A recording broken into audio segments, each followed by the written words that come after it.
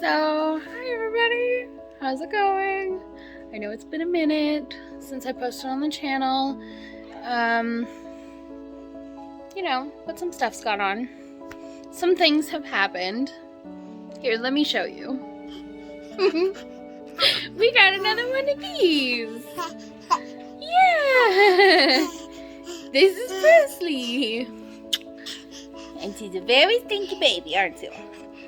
Very stinky baby. I've tried to film this video a couple different times now, but I never know how to start it. I never know how to talk about what's happened. That was my cat knocking stuff over back there. Little sneak peek into what we're doing today back there. Anyways, it's been a journey this last year, and I'm excited to fill you all in on all of it and kind of show you and explain to you some of our adoption process, because we did adopt Presley. Well, we're still in the process of adopting her. I shouldn't say we have adopted her yet. And that's been its own wonderful struggle and its own challenges, and we love every minute of it. And I just kind of want to talk about what's been going on with me in general, why I've been away for so long, and some of my grief and processing that have happened over the last year, over the last 2 years actually, of my infertility and my diagnosis, and just some other things that have been going on health-wise that have kind of prevented me from doing much with this channel. Not as much as I set out to do anyways. So it's a whole different time of day now, and we are going to be putting together a surprise. We are getting a land snail. There is a species that is legal to own where I live called grove snails, and I'm super duper excited about it. So we are going to be setting up this tank, and I want to walk you through the process. So I don't want to include too much of myself in the shot. So this is a 2.5 gallon tank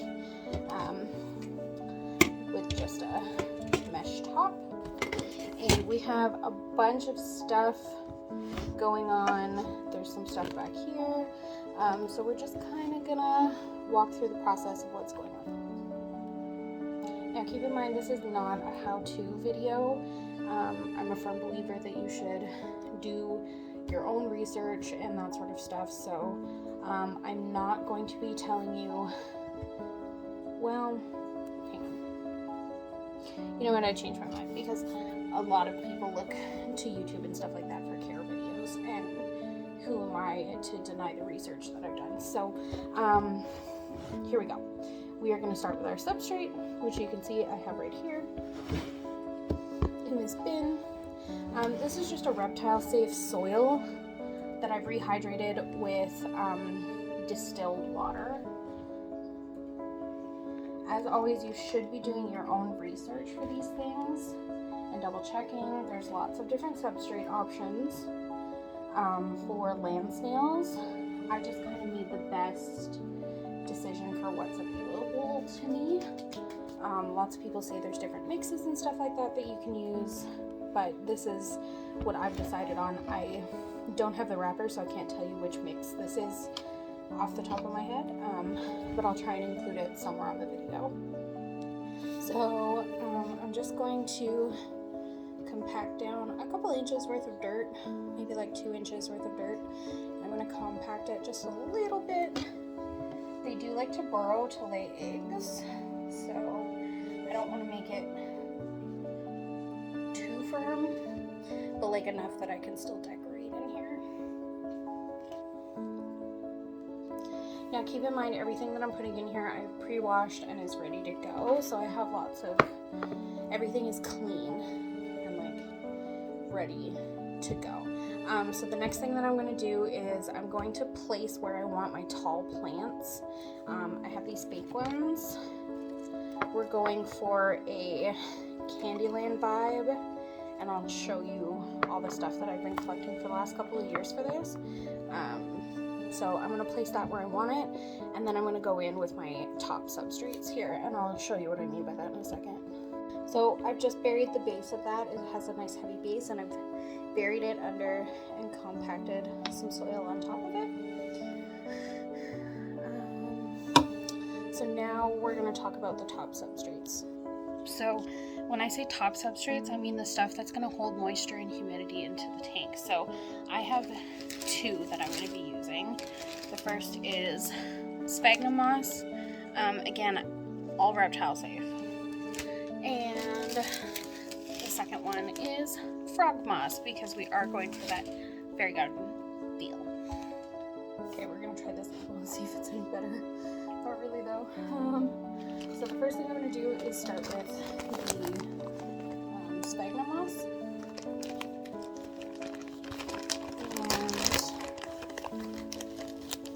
And I'm going to put this, what I have here is just like a bowl right here, back here, of distilled water. And I'm just going to dip it really quickly into the distilled water.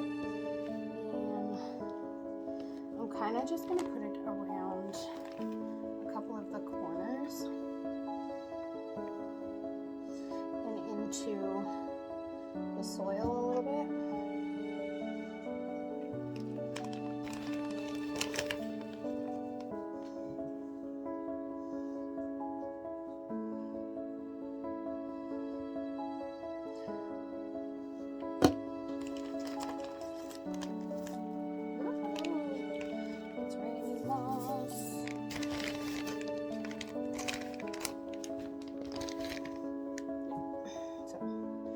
The water, just squeeze, and I'm kind of gonna mix it into the soil a little bit.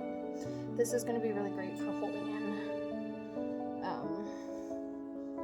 that moisture and keeping it really humid in the tank, because that is what the snails prefer. The next thing we're going to do is go in with frog moss, and I'll show you how to do that next. So for frog moss, they come in these patches that are dried out. You're going to submerge them in distilled water. This is actually like a live plant. It's really, really cool. So you're going to submerge them in the water for a few seconds.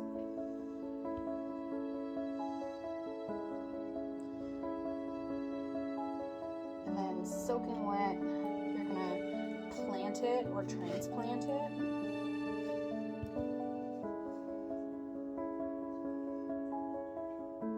And if this is cared for well enough, it'll actually like take root and start growing on its own. It's really cool. So what I'm actually going to do is I'm going to take some of my decor items, because I'm doing this Candyland theme with these fairy garden items I've been hoarding. So I want to make sure I'm placing some of the path and stuff like that where I want it, so I can kind of build around that. And then towards me at this side is going to be the front. So I'm going to do a little path there and a little house. Maybe we'll go with this one first. This one? Or this one? No, I think I like this one better.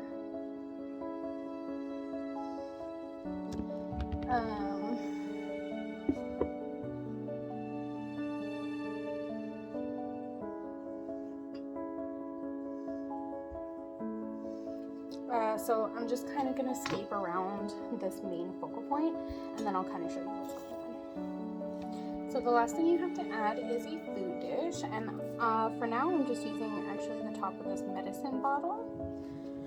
And I'm going to put that right up here on the moss, just so I can keep things nice and tidy. And yeah, so I will give you a quick overview of what's happening here, and then tomorrow when it's nice and sunny out, I will give you the full cage tour and introduce you. Awesome, so here we have the top-down view. So cute. Rotate. Oh my goodness, I cannot.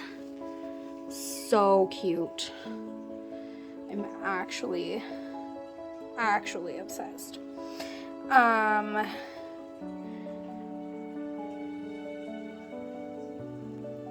a little fairy.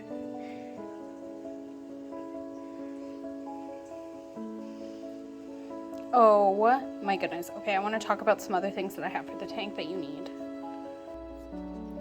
So, obviously this tank needs a lid. So, I just have this plain mesh one here. It just sits on top like that. It is kind of loose. Now, I don't imagine a snail is gonna, knock that off, but you need to be prepared. So, I have this beautiful geode that my husband bought for me way back on our second date. And it's super heavy, so I'm just going to be placing it on top of my tank, and that's just going to give the lid some stability so there's no escapes. The next thing you're going to need is a mister.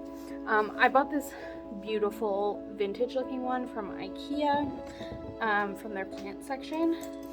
It has a super fine mist. I love it. I actually bought a second one as a backup in a different shape. And I love the aesthetic of it. So you have to make sure their environment stays humid. So this is just for keeping their tank misted. Once a day, you're just gonna mist their tank.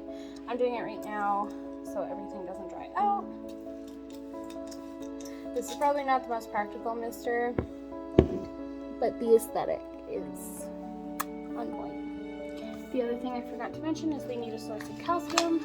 So I just picked up this cuttle bone, and I'm actually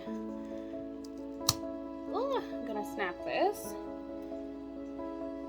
And I'm just gonna put, I'm only getting one snail, so I'm just gonna put like a little piece in for now. And I'm just gonna tuck that by the base of the tree. Now it is nighttime right now, so this is not the best situation in which to show this, so I will show this again in the morning. But I have him set up right in this nice big window. It gets indirect sunlight, never direct sunlight, so it's going to be nice and sunny, and he'll have that normal daylight cycle. I'm going to bring down some of my favorite crystals to keep in this dish right in front of him, just because I think it would look really aesthetic and really beautiful. And there's his tank, and I will show it again in the morning or tomorrow afternoon when he gets here. Awesome, so I just wanted to show this to you during the day now. My helper. Here is the setup. Obviously the snail's not here yet. It's supposed to arrive at some point late afternoon this evening-ish, so I haven't put any food in the dish yet, but you can see it in there. And then that's where I put the cuttlefish bone. And I just wanted to show you some of the details of the tank and to show it to you in daylight. And I will update this again once little Mr. Snail gets here. Yay! Oh my goodness. Okay, so it's actually been about 3 weeks since that last clip. I'm gonna change this camera angle because this is terrible, and then I'll tell you what happened. So essentially what happened is I set up that tank the night I was supposed to receive the snail. Now, I ordered 2 snails because my mom also wanted one. So we did all of our shopping, got everything ready, and I paid for overnight shipping. So it was supposed to arrive on the Tuesday evening. They didn't arrive until Thursday, and they weren't even delivered to my door. They were delivered to my mailbox down the street. So it's a good thing that I had the tracking and notifications turned on. Otherwise, who knows? Who knows? So screw you, Canada Post. That was sleazy, and they also refused to refund me my shipping because in their eyes it was on time, even though it was 2 live animals and they were 3 days late and 2 days late and delivered to my mailbox, not my front door. And then immediately following that, I got COVID. And this is a big deal because I haven't had COVID the entire pandemic. I've managed to avoid it. And I'm still dealing with symptoms, so I sound a little funny, even though I am negative now. So, I got the snail in the tank. I had to deal with some medical stuff with my husband. And then we got COVID. So, out of an abundance of caution, obviously I didn't handle my snail or anything like that. I made sure that their tank was misted and they had fresh fruit every day, and I made sure I wore gloves and mask and everything. Obviously it's a snail and they can't get COVID, I would assume. However, I was super sick and I took that precaution with all of my animals, my cat and my ferret too, because ferrets actually can get COVID. So just out of an abundance of caution, I left the snail alone for 2 weeks while I recovered, and I was just super careful with all of my animals. So now I've since changed the tank because you have to make sure you're checking the soil for eggs and everything like that. I think I explained that in a previous clip. You have to make sure you're keeping on top of the soil and removing any eggs and crushing them, unless you are intending on breeding them. And if you are intending on breeding them, this is not the video for you because I don't endorse that here. I don't believe in amateur breeding of any kind. If you're going to breed any animal, you should do your own research, and this is not that video. So that was my little disclaimer. So as you can see, I did have to move the tank away from the window. I put her right beside my gecko, right here. This is Beetlejuice. He's also a new addition since last year. And this is her current setup.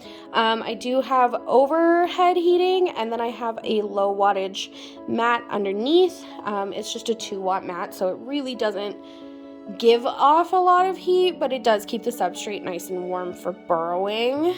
I've decorated with some crystals, and you can see that I have covered half her tank in a little tinfoil pad. This is mostly to keep in the humidity because where I live is very dry and I'm having a hard time keeping the humidity levels up. So I just cover half the lid. She still gets plenty of ventilation, and yeah, that keeps her nice and warm. This is a diurnal species, so of course she's not very active right now because it is the middle of the day, but she is tucked up in that top corner right here, and I'm bothering her obviously. So this is what we got going on for her little setup right now. I did give her cucumber as a treat, and as I said in a previous previously in the video, cucumbers and dark greens are really high in water content and should really only be given as a treat. She's been pretty picky about her food and she hasn't eaten in a couple of days, so I did just want to give her at least something I knew she would put in her body. So she got some cucumber. Now, I have only handled her the one time since we got her, and that was this morning. So I don't have any clips of me holding her yet, but rest assured those are going to be coming in a future video. But I will include some clips that I've captured on my Snapchat over the last few weeks of me being sick and being at home. And I hope you enjoy. If you have any other questions regarding their care or anything like that, please leave them down below. And maybe I'll do a follow-up video more in depth about their care. But that's all for now, and I hope you enjoyed the video. I hope you subscribe. I have some makeup videos planned. I have some more animal content planned because I do have a few new animals. So yeah, thanks so much for subscribing and hanging out, and we'll talk soon. And I'll insert some clips now of Galadriel.